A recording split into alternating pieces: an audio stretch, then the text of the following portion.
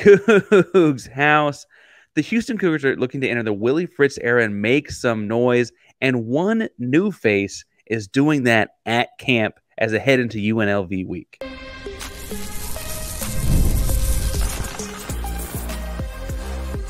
You are Locked On Coogs, your daily podcast on the Houston Cougars, part of the Locked On Podcast Network, your team every day.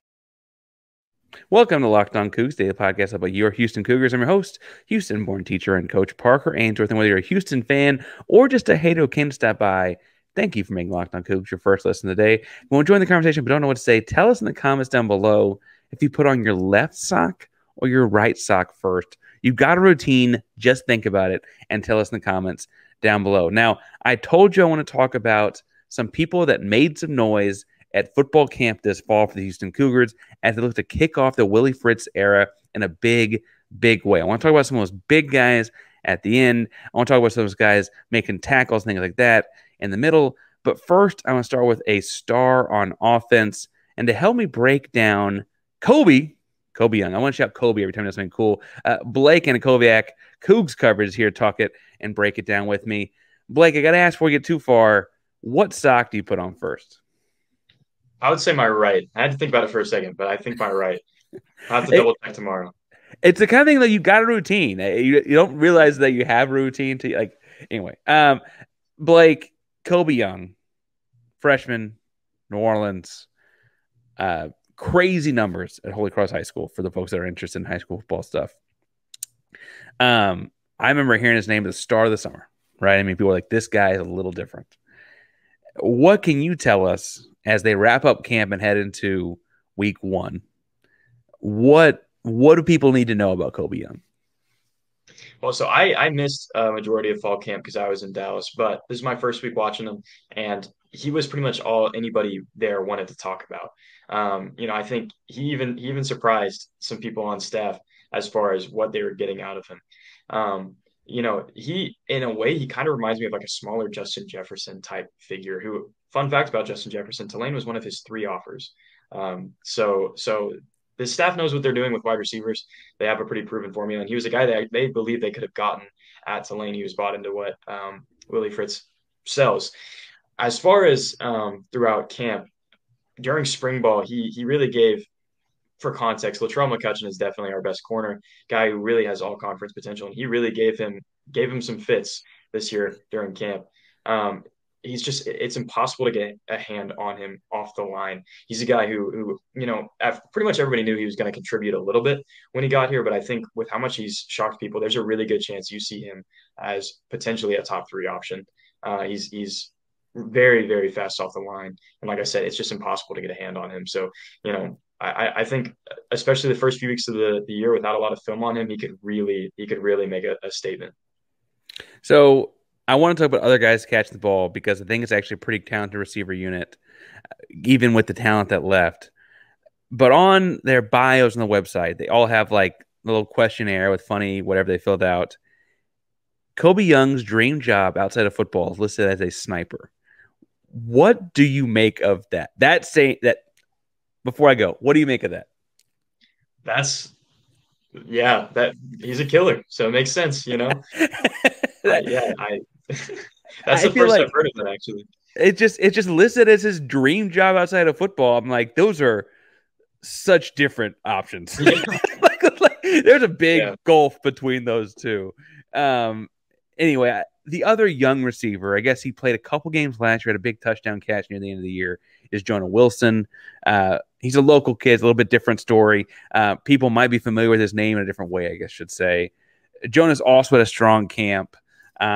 We could also talk some, if you'd like, about Mekhi Muse, transferring from Georgia, was a national champion at Georgia.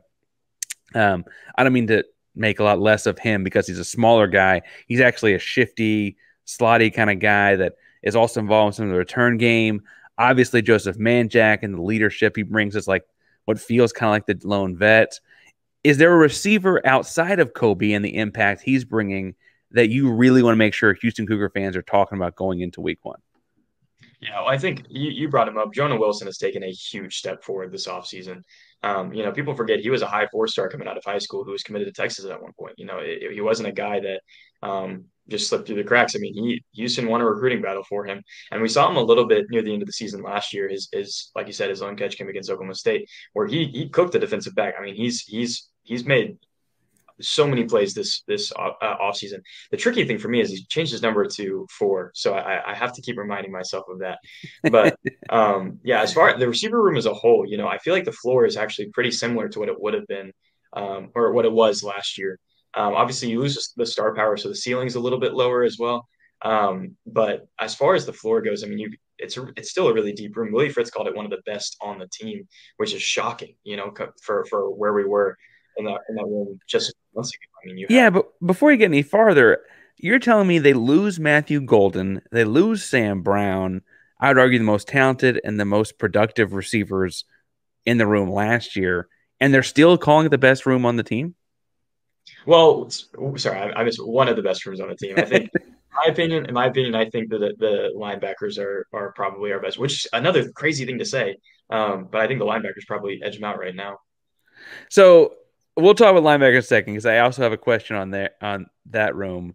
As you look at it now, last year, one of the things I was critical on Houston on was they kind of just played the same 3 guys. Now, I get that those 3 guys are very good. I don't mean to say that they weren't, but there was no rotation. I thought we could have seen more Boogie, that we could have seen some Mikael Harrison-Pilot. I thought we could have seen some guys that didn't get on the field a whole lot.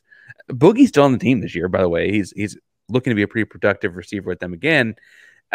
What do you think there'll be more rotation? What do you think the receiver production is going to look like this year, given that Barbe is more of a run-first guy?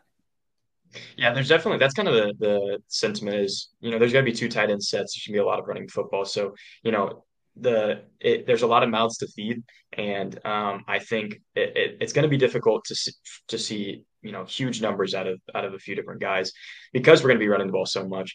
But that being said, I think the room is so deep that you're going to see, like you said, that rotation, in passing situations. I mean, yeah, Boogie's, there's a good chance he is the number 1 guy this year. Behind him, you got Manjack, who could be the number 1 guy this year. And I know it sounds crazy, but Koby Young has an outside shot to be the number 1 guy this year. I mean, that's how good he is. And, I don't want to let Jay Sean Rigdle, fall too much in Kobe's shadow because he's also had an incredible spring. But even outside of that, I mean, you got the 2 Tulsa transfers in Devin Williams and Marquise Shoulders.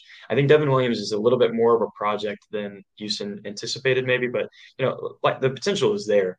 And the good thing about all these guys, you get pretty much like 80% of this room back next season.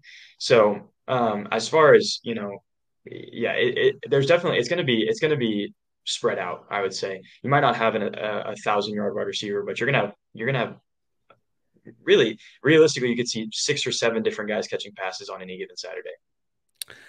So let's talk about the guy throwing the ball there because his arm's important. He finished the year hurt last year, but playing hurt, missed the spring with an injury. You've been there a week watching Donovan Smith throw. I think I was higher than consensus on Donovan Smith last year. There were some people that were way too harsh on his performance in the first year and a new system and a new offense and all that. New offense again this year. I think it is a little bit more quarterback friendly based on what Mississippi State looked like, I should say.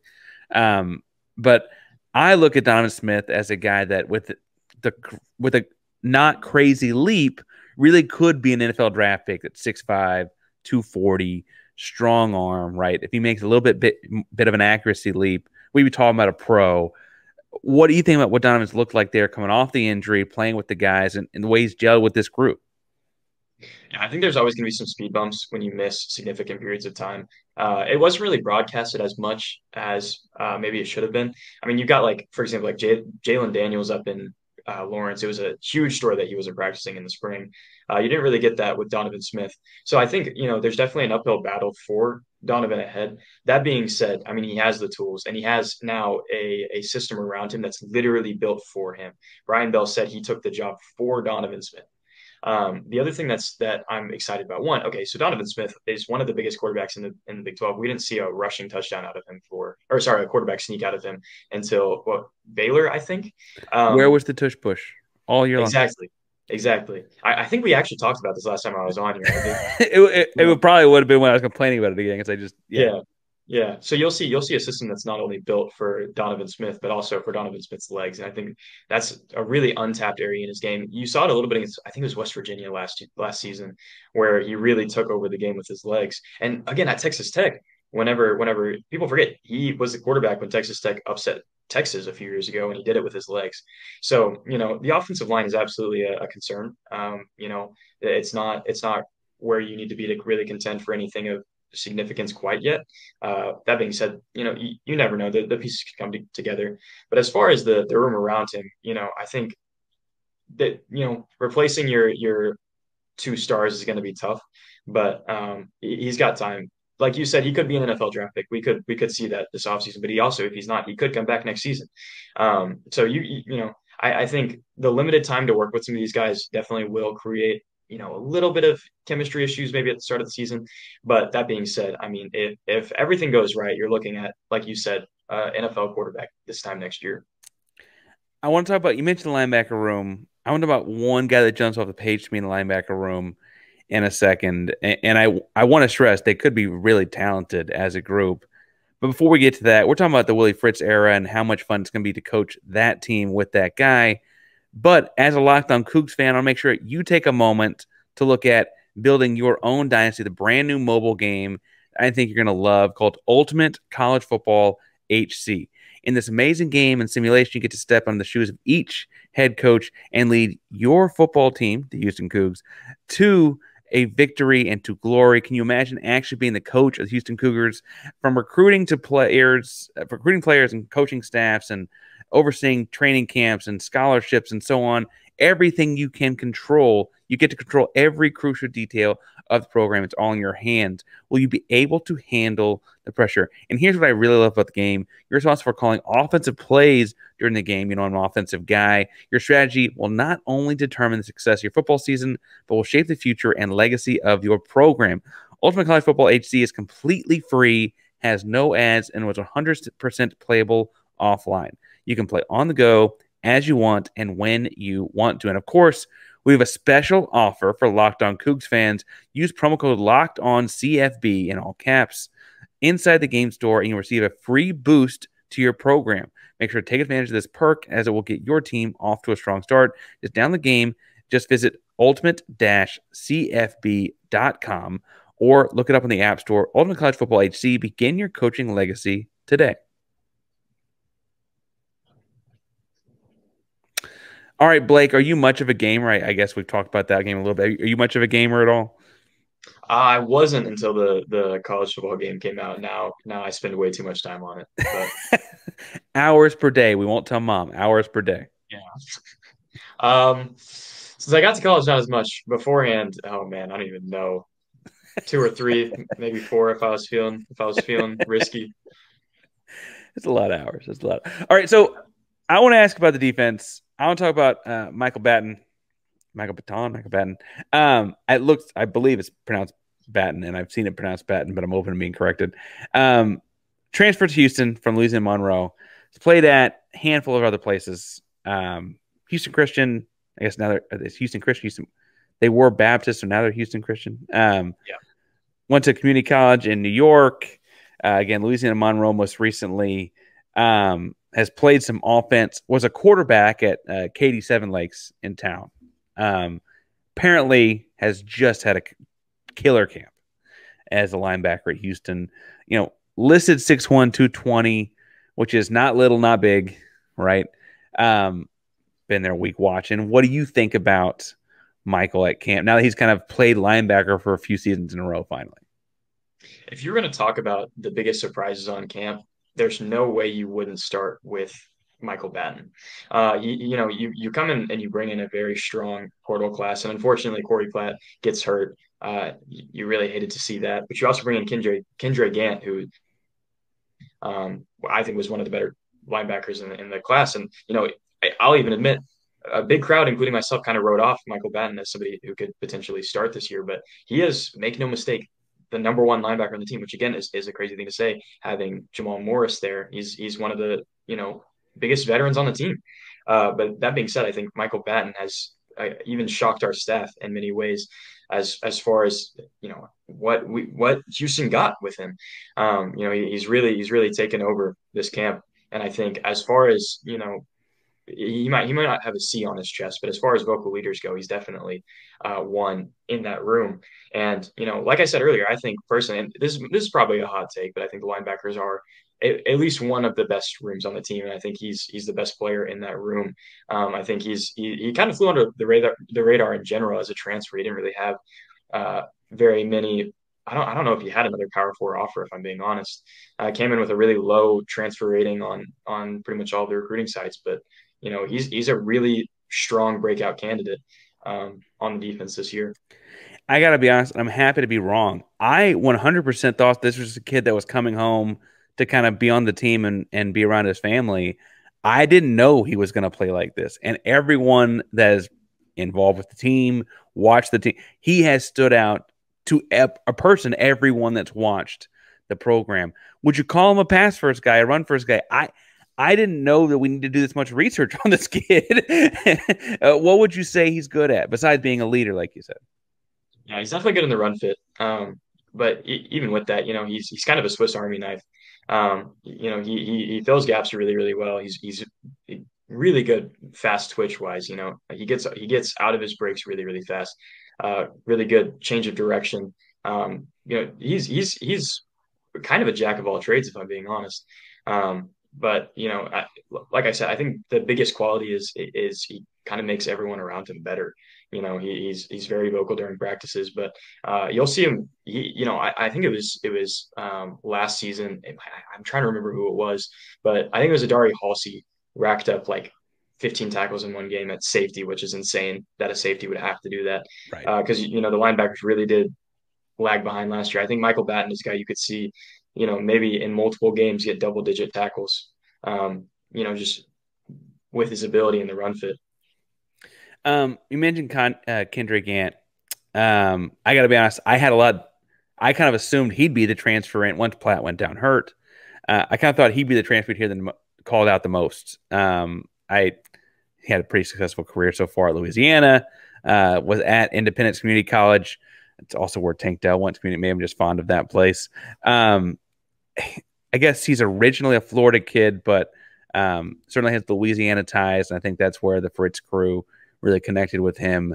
6'3", 220, plays a couple different linebacker spots. What have you thought about his camp so far? Is he also what we thought he was going to be? I think so. I think there's a little bit more development that needs to happen maybe than Houston thought. That being said, he's absolutely going to play this year and he's going to get significant playing time. I think Jamal Morris is kind of a shoe-in to start as well. Willie Fritz mentioned a couple of weeks ago, maybe a month ago, that about half the starters are kind of in place. And I'd be willing to wager that Michael Batten is one of those. But you could still see Kendra Gant, sorry, fight for one of the remaining 11. Either way, I think linebackers we're going to see sort of the most rotation. So you'll see Kendra Gant all over the field still, even if he's not a day one starter. But as far as what we got in him, I don't think it's necessarily like we're disappointed in what we got with Kendra. I think it's just Michael Batten really took everybody by surprise. Brandon Mack, Torrin Capagel, Nadame Tucker, Zion Taylor, Kevin Tully. They're all listed as positionally dogs. I could explain some X's and O's kind of stuff from my football coaching days, the hybrid that is between kind of a lineman, kind of a linebacker, the occasional box eight. They got to do a lot of different things. In that group, who was stuck out as the most like Swiss Army knife type guy, or some guy that's like, this guy, they're just going to put him on the field. I don't know where he's going to be, but he's going to be on the field at all times. Who stuck out? I think, the name that kind of has stuck out, and granted, I haven't gotten to watch too much of the Dogs play, is Zion Taylor, but for a weird reason, he actually got hurt during the spring and had been out. He has just now gotten back on the field, so you might not see him necessarily get a lot of burn this year. That being said, I think long-term potential wise, I think he could really be an anchor in that spot, especially once he gets fully healthy. I know he's still dealing with a few nagging things, but here and there. But as far as long-term potential goes, having him come up in that system all 4 years is going to be very helpful. Yeah, I would appreciate that because he and Maurice Williams were kind of the two guys in that 2024 class that you were recruiting. I'm not saying you anything you don't know, but the listener may not remember. Once they committed, like, hey, we want the whole city of Houston to come with us, right? Like that was kind of Zion and Mo's, like the two of them were like, everyone's coming. We're going to do this whole thing for the city. So if Zion can produce on the field the same way he does with that leadership, I think Houston can go a long, long way. There are other even bigger football players in the program that I think could make a big difference. I want to talk about one of those names in particular in a second because I think he's a name we're going to hear a lot this year. But before we do that, we're talking about football games this fall. And if you're going to go to football games this fall, the place to get tickets is Game Time. You can get all kinds of tickets to concerts, comedy shows, theater, football games, baseball games, anything going on in and around Houston or wherever you're at. Game Time is the place to find the ticket. They got last minute pricing to actually help you get better deals as the event gets closer. You can see what the seat view looks like from that seat in that venue for that type of event. Lowest price guarantee means you get 110% credited back to you of the difference if you can find a cheaper ticket in that section and row somewhere else. So there's nothing to wait for. Take the guesswork out of buying tickets to concerts, baseball games, and football games and more with Game Time. Another Game Time update. Create an account. Use code Locked On College for $20 off your first purchase. Turn fly again. Create an account with code Locked On College for $20 off your first purchase. Download Game Time today. Last minute tickets, lowest prices, guaranteed. All right, Blake, we were talking through guys that are going to make a difference this year. And I think we've alluded to it with the receiver talk, the Donovan Smith talk. Anytime anyone talks about this offense, we know that Kevin Barbay likes this hybrid tight end H-back type of guy. He's got some real freak athletes on the field doing these things. I think Malik Carr at 6'6", maybe 6'7", listed 265, but he told me it's 270. I'd believe you. I think he's kind of the name everyone's heard, but I think the name people are going to hear a lot this fall is Jaden York. Jaden York is 6'4", listed 245. I think it looks a little slender than that. I think it's more like a receiver body than the 245. Played at Tech, originally from Austin. Having watched him for a week, what are you hearing and seeing out of Jaden York? Yeah, so tight end is actually one of my favorite positions in football. I love watching tight ends, and I love when the teams I'm watching have good tight ends. And last season, that was one of the areas that kind of lacked in Houston's offense. And now you've got realistically two number one options. Malik Carr, like you mentioned, is definitely he's an NFL prospect just on his measurables alone. But again, he's another guy who kind of took people by surprise inside the building because he came in from Texas Tech as a under the radar transfer. But Jaden York, there are people close to the program who believe he may be the most complete tight end on the team. So as far as weapons this year, I think that room as a whole is where you'll see the most improvement. But Jaden York specifically, I mean, again, he's another guy who I just couldn't get people to shut up about whenever I first got back. I mean, that's all people wanted to talk about was Jaden York, because he's just taking people by surprise. I believe he had a low 3-star rating as a transfer coming in. He's a guy who, again, I couldn't tell you how exactly the depth chart's going to unfold, who's going to be out there first. But with the two tight end sets, he's absolutely going to be one of the two. You're going to see him probably especially on first down, maybe second and long situation, passing scenarios, he's going to be on the field and he's going to be making a difference. And I think Malik Carr is going to come in, as a deep threat, sure, but also as a red zone target. I bet as far as like the distribution of red zone touchdowns, he's going to have a pretty big slice of that pie. Yeah, I mean, Malik Carr is big enough to play power forward on the basketball team. The boxing out aspect of a short yardage red zone kind of target, I think, speaks for itself. I don't know that it matters who starts and who's first team or second team because they're going to have two tight ends out there so much. But I'm getting the vibe from you, and you talk to more people and talk to more people in person, so I don't mean to I get the vibe Jaden would be the first team guy if they only ran out one guy. And I think that's not what we would have said to start June. I know that's not what we would have said in March. What about his game has got him climbing the chart like this? His feet are really, really good. His route running is very impressive, and I think he's just a little bit more polished in some areas. That being said, I think it's situational. You don't really have a bad option there. This is nothing what I've said is meant as a slight to Malik Carr at all. He's earned his nickname as the Freak. But I think fundamentally as a route runner and pass catcher, he's a little bit more polished. His speed is a little bit higher just by virtue of not being As Malik big. Carr's size. Yeah. As far as like you kind of alluded to it, like he's kind of a receiving threat, and I think you'll see him he could be a guy who on play action you see a lot, especially on a deep strike. I think you're gonna hear play action Donovan Smith to Jaden York quite a bit this season. So 2 other tight ends, because I know you like talking tight ends. I like people to block. 2 guys. One, I think we can assume that there will be a Caleb Thomas redshirt. He's very talented. He's a kid from North Shore High School. He's a freshman in a very crowded and very talented tight end room.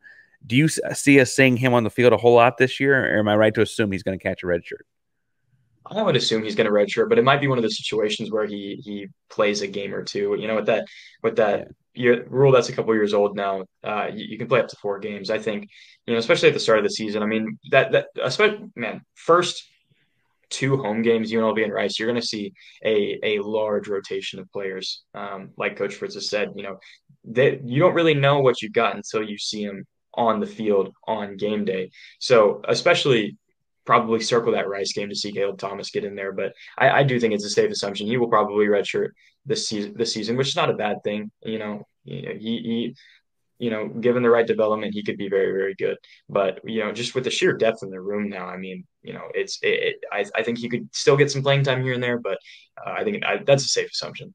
Well, and to be fair, it's a crazy difficult position to play. You got to block like a tackle, catch like a receiver, run routes. I mean, it's a challenge. It's a challenging thing to ask a true freshman to do anyway. He's just a talented kid that went to North Shore, and I think everyone understands the kind of talent that comes out of that program locally. On the other end of the age spectrum, we're talking about the tight end room and not talking about Matt Burns. That seems weird to me. I would not have guessed that in March. We would be kind of leaving him as third or so in this conversation. Is that just because of how talented the rest of the room is? I will say his health is something to monitor right now. I'm not sure how much I can share, but he hasn't been a full participant for the past few days in practice. So, we'll see what happens there. That they haven't released really any details about it yet.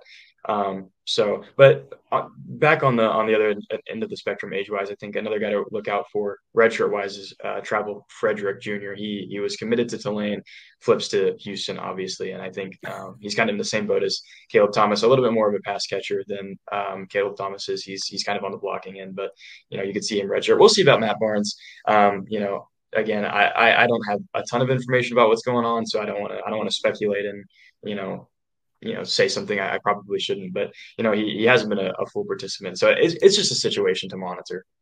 Well, and it's a long season, right? Just because UNLV is a week away, but it's also, they're playing all the way through November, right? So, this is not necessarily set in stone by any stretch. I would also point out that a big difference visibly between Frederick and Thomas is that if asked to go play, Caleb Thomas looks physically big enough to go play tight end, whereas Trevor Frederick looks physically big enough to go catch the football. Right? Those are very different positions to talk about there.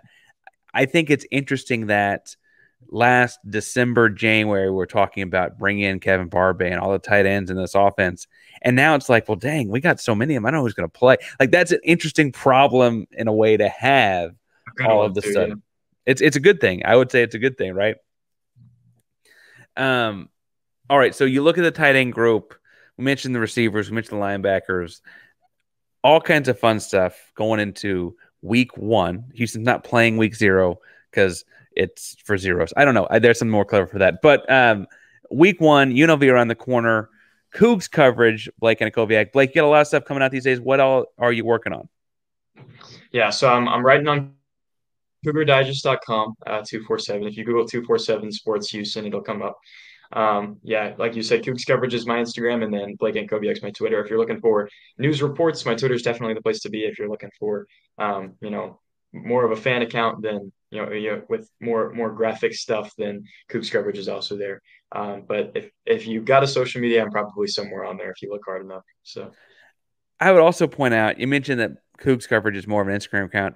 Those graphics end up on a lot of places that are not Instagram. So if you see a graphic with a little Coogs Coverage in the corner, middle, bottom, where hiding somewhere, that is also Blake. It just might have gotten moved without talking to him. Blake, y'all doing a bunch of stuff coming up this season. I appreciate you coming on to preview it and talk through some guys with me. I can't wait to hear about some of these guys scoring touchdowns against UNLV and knocking them out of the park. And then we can start talking about Oklahoma because I got high hopes for that one too. Blake Antkowiak, this is Locked On Coogs Daily Podcast on the Houston Cougars. Listen to Locked On Big 12, our second listen of the day. Thank you all so much for making us your first listen. Again, Locked On Coogs, Locked On Podcast. It's your team every day. Go Coogs.